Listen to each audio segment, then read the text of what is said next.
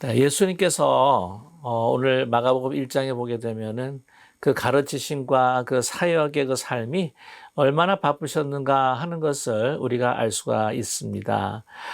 특별히 마가복음에서는 이 곧, 즉시라고 하는 그 단어들을 자주 사용하고 있습니다. 이것이 예수님의 복음 사역이 얼마나 긴박한 것이고 또한 이 시간을 허비할 수 없을 만한 중요한 그러한 사역이다라고 하는 것을 우리에게 말씀해 주시는 것뿐만이 아니라 예수님께서는 이 쉴 새 없이 이렇게 가르치시고 이제 사역을 하신다라고 하는 것도 우리에게 보여주는 그러한 단어입니다. 예수님께서 오늘 이 말씀 이전에 회당에서 가르치시고 또한 귀신을 쫓아내시고 시몬의 그 장모의 그 병을 또한 이제 고쳐주시는 그러한 귀한 역사를 하셨습니다. 그래서 이 소식을 다 듣고 난 다음에 이제 안식일 날이 저물고 난 다음에 기다리지 못해서 그냥 많은 사람들, 귀신 들리고 병이 든 사람들이 이제 데리고 왔습니다. 그랬더니 이제 이 베드로의 그 집 문 앞이 약 인산인해를 이루게 된 것이 있죠. 정말 모든 각종 병을 가지고 온 사람들, 귀신 들린 사람들, 이 사람들을 예수님께서 다 고쳐주셨다고 하는 것이죠. 그러다 보니 얼마나 끊임없이 많은 사람들이 오겠습니까? 예수님께서 참 정신이 없으셨을 것입니다. 이러한 분주하고 바쁜 가운데에서 예수님께서 잊지 않았던 것이 있는데 그것이 무엇이냐면 바로 예수님의 기도 생활이었다고 하는 것이 있죠. 기도는 예수님의 생명과 같은 삶이요. 또한 그 영적인 그 힘을 얻는 그러한 시간들이었습니다. 그래서 오늘 말씀 보게 되면은 35절에 새벽 아직도 밝기 전에 예수께서 일어나 나가 한적한 곳으로 가서 거기서 기도하셨다라고 이렇게 말씀하고 있습니다. 그러니까 새벽이 아직도 밝기 전이라고 하니까 우리의 시간 같으면 아마 3시에서 4시 사이로 그렇게 추정이 됩니다. 그래서 정말 사람들이 다 잠들고 있을 때에 그 주위가 조용할 때에 다른 사람의 방해를 받지 않고 주님과 예수 그리스도께서 하나님과 함께 그 깊은 교제를 가질 수 있는 그 시간이었다고 하는 것이죠. 그곳으로 나가서 한적한 곳에서 깊이 기도하고 계시는 예수님을 만나보게 됩니다. 이것이 바로 예수님의 그 하나님의 그 능력을 부여받고 사람들이 정말 놀랄 수밖에 없는 가르침을 가르치실 뿐만이 아니라 또한 그 능력으로 귀신을 쫓고 병을 치유할 수 있는 그 모든 그 힘의 근원이 바로 이 시간이었다고 하는 것을 우리가 알 수가 있습니다. 이 재밌는 이야기 하나 가운데에서 이제 어떤 제가 알고 있는 한 목사님이 이제 좀 아침잠이 이렇게 많다 보니까 새벽 기도를 이제 매일 하는 것이 이제 좀 이렇게 쉽지를 않았던 것 같아요. 그래서 본인이 이제 고백하기에 어떤 순간에 정말 서양교에서도 안 하는 이 새벽 기도회를 누가 이게 만드는 거야? 라고 이렇게 하소연을 한 적이 있었다고 하는데요. 알아보니까 우리 그 장대현 교회 목사님이셨던 길선주 목사님이 사실은 맨 처음 이 새벽 기도회를 시작했다고 하는 것이 아니겠습니까? 근데 아시겠지만 길선주 목사님은 정말 훌륭한 목사님이셨습니다. 우리가 기억하는 1907년에 평양 대부흥을 정말 주도하셨던 목사님이셨습니다. 아주 정말 훌륭한 목사님이신데요. 그렇기 때문에 이러한 평양 대부흥을 주도할 수 있는 그 기도의 목사님이셨을 것입니다. 예수님도 이렇게 보시면은요, 그 기도하는 깊은 하나님과의 그 사랑의 관계를 유지하고 또한 그 관계 가운데에서 하나님의 뜻을 또 알고 그것을 행하고자 하는 그 힘을 얻는 시간이 바로 이 새벽이 다르지 않는 이 시간에 주님 앞에 기도하는 시간이었다고 하는 것이죠. 우리가 예수님께서 큰일이 또 있을 때마다 새벽에 나가서 하나님 앞에 또 무릎 꿇고 기도하고 또한 계속해서 하나님 앞에 이 기도하는 그 시간이 하나님 예수님의 그 중요한 그 사역의 정말 중심이었다고 하는 것을 알 수가 있습니다. 자, 그런데 정말 시간에 관계없이 정말 이 병을 고치고자 또한 이 귀신을 이제 쫓아보내고자 하는 열망하는 사람들이 얼마나 많았겠습니까? 그러니까 뭐 이게 뭐 새벽, 저녁, 밤 뭐 가리지 않고 아마 사람들이 왔던 것 같아요. 오늘 말씀 보게 되면은 36절에 시몬과 그와 함께 하는 자들이 그 시몬의 집에 모여 있는 그 모든 자들, 뭐 제자들도 함께 포함되어 있었겠죠. 그냥 예수님을 찾아다니는 겁니다. 와서 예수님께서 이제 고쳐주셔야 되니까 말이죠. 그래서 37절에 보면 만나서 이르되 모든 사람이 정말 주를 찾습니다. 정말 주를 찾는 이유가 무엇일까요? 병을 고치고 귀신을 쫓을 수 있도록 이렇게 주님께서 역사해 주시기를 원하는 마음이었겠죠. 자, 그런데 예수님께서 그 기도를 마치시고 난 다음에 뭐라고 말씀하시냐면은 38절의 말씀이에요. 이러시되 우리가 다른 가까운 마을로 가자. 거기서도 전도하리니 내가 이를 위하여 왔노라. 이렇게 말씀하고 계십니다. 오늘 이 말씀 가운데에 우리가 집중적으로 우리 관심을 가지고 봐야 할 단어가 전도라고 하는 단어입니다. 예수님께서 오셔서 그 사역의 가장 핵심이 뭐냐면은 바로 전도였습니다. 그 하나님의 복음, 하나님의 나라, 그리고 그 하나님의 나라를 가르치시면서 그 구원의 그 복음을 전하는 것이 예수님의 가장 핵심적인 사역이었던 것이죠. 병자를 고치고 또한 귀신을 쫓아내고 하는 것이 중요하기도 합니다. 하지만 우리 그 1장 맨 처음에 봤을 때 예수님께서 가버나움 회당에서 오셔서 이 치유하는 역사를 먼저 나타내신 게 아니에요. 먼저 말씀을 가르치셨습니다. 그리고 가르치시고 난 다음에 이 가르침이 진리다. 또한 예수님께서 이 가르침에 있어서 권위를 가지고 계신다라고 하는 것을 증명해 보이는 하나의 그 방편이 바로 귀신을 쫓는 일이었다고 하는 것이죠. 자, 그래서 오늘 말씀 보게 되면은 다른 가까운 마을로. 지금 내가 여기 그 시몬 베드로의 집에서 머물면서 그 병자들만 이렇게 계속 고치고 또한 뭐 이 귀신만 쫓는 것, 그것이 아니라 널리 이 복음을 듣지 못한 사람들에게 가르쳐 주기 위해서 다른 곳으로 가야 한다라고 하는 것을 말씀해 주고 있습니다. 오늘 38절의 말씀에 전도하리니 내가 이를 위하여 왔노라. 내가 이를 위하여서 왔다. 여러분, 우리가 이것을 잊지 말아야 합니다. 여러분, 그 교회는요, 이 교회에서 이 병이 치유가 되고 또한 그 병 고침을 받고 복되게 되고 하는 것도 정말 중요하겠지만, 그러나 이 교회라고 하는 것은 예수 그리스도의 몸이라고 하는 것은 바로 이 예수 그리스도의 복음을 전하는 겁니다. 그 전하여서 또한 우리 하나님의 백성, 하나님의 자녀가 되게 하고 또한 그 자녀들을 훈련시켜서 다시 이제 복음을 전하게 하고 널리 복음을 전하는 예수님의 사역, 핵심적인 사역이 바로 이 교회의 사역이라고 하는 것을 우리에게 분명히 나타내고 계신다는 것이죠. 자, 그래서 39절의 말씀을 한번 보세요. 이에 온 갈릴리에 다니시며 그들의 여러 회당에서 전도하시고 또 귀신을 내쫓으시더라. 오늘 말씀 39절은요, 무슨 말씀을 완전히 한 번 더 요약하고 재현하시냐면은 이 가버나움 회당에서 일어났던 예수님께서 그 하나님의 말씀을 가르치고 사람들이 그것에 대해서 놀라고, 아니 어떤 이런 권위가 있을 수가, 어떤 일을 가르치시고 있을 수가 있느냐.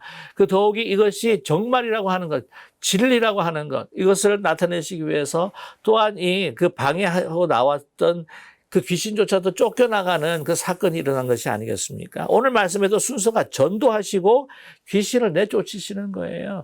귀신을 내쫓는 그 사건은 바로 하나님의 말씀을 전하실 때 이 말씀의 권위, 이 말씀의 진정성, 진리를 확인시켜주고 증명하는 바로 치유의 사건이라고 하는 것을 여러분 잊지 않는 모두가 되기를 간절히 원합니다. 다시 한번 말씀을 드리지만 우리의 신앙에 있어서 교회에 있어서 제일 먼저 중요한 것은 말씀 사역인 거예요. 말씀 사역 다음에 그 다음에 이제 치유 사역이 따라온다고 하는 것이죠. 그 말씀 사역이 있을 때에 여러분 우리의 마음이 치유가 되고 또한 우리의 모든 것들이 회복이 되는 것을 우리는 알 수 있습니다. 자, 그래서 이제 이 또한 그 병자를 만나게 되는데 오늘 나병 환자를 만나게 됩니다. 오늘 40절에부터 나타나는 이 나병 환자의 고치시는 것에 있어서 예수님의 그 마음, 정말 고통당하고 너무나 힘들고 어려운 그 상황에 있는 이 우리의 인간들을 향하신 하나님 예수 그리스도의 그 마음을 오늘 여실히 드러내 주시는 것이 바로 이 나병 환자를 고치는 사건입니다. 자, 나병 환자가 예수께서 와서 꿇어 엎드립니다. 간구합니다. 원하시면 저를 깨끗하게 하실 수 있나이다. 여기 보면 참 이 나병 환자의 귀한 믿음을 볼 수가 있는 것은 나병 환자는 이미 예수님께서 자기를 고칠 수 있을 것이라고 하는 믿음이 있어요. 자, 있는데 뭐가 중요하냐면 예수님의 의향입니다. 예수님 그냥 고쳐주세요. 왜 안 고칩니까? 라고 따지는 게 아니라 그 모든 것들을 다 주님 앞에 맡기는, 정말 예수님께 맡기는 아름다운 이 모습을 우리는 발견하게 된다고 하는 것이죠. 자기가 이 고침을 받고 고침을 받지 못하는 것. 주님께서, 예수님께서 분명히 능력을 갖고 계시고 정말 하실 수가 있는데, 그러나 예수님의 마음입니다. 예수님의 의향은 어떠십니까? 저를 고쳐주시기를 원하십니까? 그러면 깨끗하게 하실 수가 있습니다. 자기의 운명, 자기의 이 병고침, 예수님께 맡기는 아주 아름다운 이 믿음을 우리가 볼 수가 있죠. 자, 예수님께서 불쌍히 여기십니다. 이 스플래그나, 불쌍히 여긴다고 하는 것이 이제 스플랑톤이라고 해서 이 스플래그나라고 하는 단어에서 이게 나오는데, 우리 빌립보서 우리 토요 새벽 기도 때마다 이제 우리 빌립보서를 이제 함께 같이 이렇게 나누고 있는데, 기억하십니까? 그리스도의 심장으로 스플랭크턴에서 이 스플래그나라고 하는 단어, 이 창세에서부터 울컥 나오는 이 긍휼함을 이야기하는 것이죠. 그래서 예수님께서요, 긍휼히 여기십니다. 이제 긍휼히 여기셔가지고는 불쌍히 여기시는데, 어떻게 하시냐면은 그냥 말로 이렇게 하실 수도 있어요. 그러나 그렇지 않습니다. 여러분, 나병 환자는 이 율법에 보게 되면은요, 이 만진 사람의 그 손이 더러워지고 그의 몸이 더러워지게 되어 있습니다. 그래서 만지질 말아야 합니다.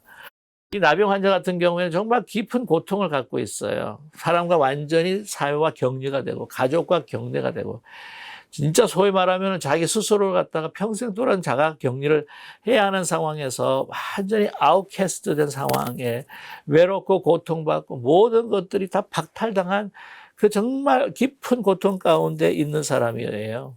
근데 만지게 되면은 만진 사람이 더러워진다는 율법이 있습니다. 그러나 예수님께서는 그렇지 않아요.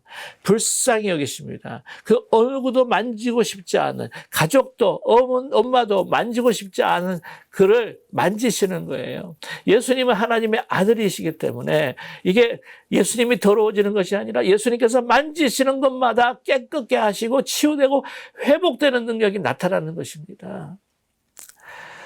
그래서 정말 이 휴먼 컨택을 통하여서 예수 그리스도의 그 사랑 보이시는 것을 아주 정말 이 드라마를 우리가 볼 수가 있는데요. 그러면서 이르시되 내가 원하노니, 내가 원한다. 그래서 깨끗함을 받으라. 오늘 42절 말씀에 보게 되면 예수님의 그 창조의 그 말씀, 그 권위의 말씀을 통해서 완전히 힐링이 되고 깨끗함을 받는 그 사람에게서 떠나가고, 아주 즉시 떠나가는 거예요. 천천히 떠나가는 것도 아니고 즉시 떠나가고 깨끗하여진지라. 그러면서 43절에 말씀하세요. 곧 보내시며 이르시되 삼가 아무에게도 아무나 하지 말아라 라고 그렇게 말씀하고 있어요. 그리고 먼저 가서 몸을 제사장에 보이고 내가 깨끗하게 되었으니 모세가 명한 것을 드려서 그들에게 입증하라. 이제 나병이 나았다고 하는 것을 입증받기 위해서는 그 제사장들한테 가야 됩니다. 그래서 제사장한테 입증을 받고 제물을 드리고 난 다음에 이제 그때야 비로소 완전히 가족의 품으로 돌아갈 수가 있어요. 사회로 환원될 수가 있습니다. 이렇게 사회로 환원되고 가족 품에 돌아가는 것에 대해서 예수님께서 많은 관심을 가지고 그렇게 하라고 이렇게 이야기를 하세요. 근데 오늘 참 너무나 또 예수님께서 주신 말씀 가운데 흥미로운 것은 뭐냐면, 우리 전에도 말씀을 드렸지만 이 역사를 베푸시고 치유하셨는데도 불구하고 아무에게도 말하지 말라. 조용해라. 내가 너를 고쳤다고 하는 것을 조용히 해라. 뭐 여러 가지 생각이 있겠죠. 이렇게 알려졌다가 너무 많은 사람들이 막 와가지고는 예수님께서 막 감당할 수가 없어서 그럴 수도 있을지 않겠는가. 그러나 제가 분명히 말씀을 드렸습니다. 우리 귀신을 쫓을 때도 예수님께서 잠잠하라고 예수님께서 말씀하시지 않으셨습니까? 이 마가복음에서 아주 두드러지게 나타나는 이 특징이에요. 그게 뭐냐면은 메시아의 비밀이라고 하는 그러한 특징입니다. 그러니까 다시 한번 말씀을 드린다면은 이 메시아의 비밀이라고 하는 것은 예수님께서 막 병을 고치시고 귀신 쫓으시고 나병 환자 고치시고도 어떻게 합니까? 말하지 마. 왜냐하면 이 병 고치는 것으로 인하여서 사람들이 이 오해를 하게 된다고 하는 것이죠. 이런 파워, 이런 능력. 그래서 이분이 메시아다. 아니, 마가복음에서 분명히 우리에게 보여주시는 예수님의 그 메시아됨은 바로 어디에 있느냐? 십자가를 지고 우리 인류를 위해서 피를 흘리시고 섬기시고 죽으신 그 모습에 바로 예수님이 메시아라고 하는 그거를 갖다가 분명하게 전달하고 싶었다고 하는 것이죠. 또한 이것이 예수님의 마음이었습니다.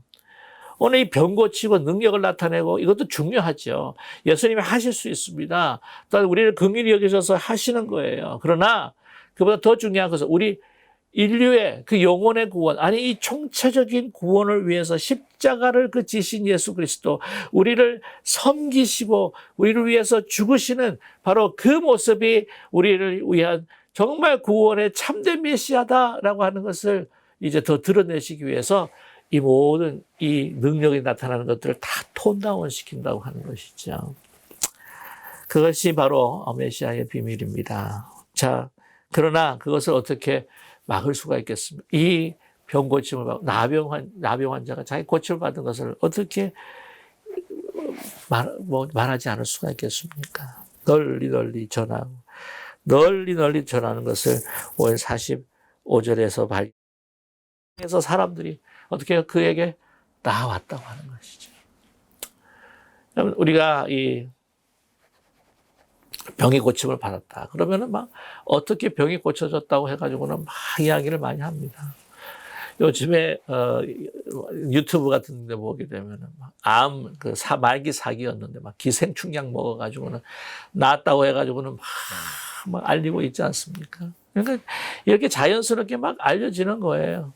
그런데 예수님께서는 이렇게 알려지는 것보다 더 우리를 향해서 우리가 알리고 싶은 것은 뭐냐면 예수 그리스도의 십자가, 우리를 긍휼히 여기사 예수 그리스도께서 우리를 섬기시고 십자가의 죽으심으로 우리를 용서하시고 우리의 구주가 되셨다고 하는 것, 우리 죄에서 해방시켜 주셨다고 하는 그 복음을 더 널리 더 이 온 세계에 우리 주위에 우리 모든 열방과 우리 모든 사람들에게 널리 전하기를 원하시는 것이 바로 예수 그리스도께서 우리를 향하신 그러한 간절한 바람이 아니겠습니까? 저와 여러분, 예수 그리스도께서 우리를 긍휼히 여겨주셨습니다. 예수님께서 우리를 긍휼히 여겨주시고 불쌍히 여겨주시고 사랑하셨기에 우리는 구원받은 하나님의 자녀가 된 것이 아니겠습니까? 저와 여러분, 예수 그리스도의 그 병 고치는 역사, 또한 이 귀신을 쫓아내는 나병을 고치는 그 역사도 중요하겠지만 그보다도 예수님께서 더 핵심적으로 보시는 그 전도, 하나님의 복음을 통해서 우리를 구원하시고 우리 온 인류를 구원하시는 그 아름다운 그 길과 그 사역에 우리가 동참하며 이 복음을 사방 널리 우리가 구원받은 그 기쁨, 그 감격이 무엇인지를 우리가 널리 알릴 수 있는 저와 여러분 되시기를, 그리스도의 제자가 되실 수 있는 우리 모두가 되기를 주님의 이름으로 간절히 축원합니다.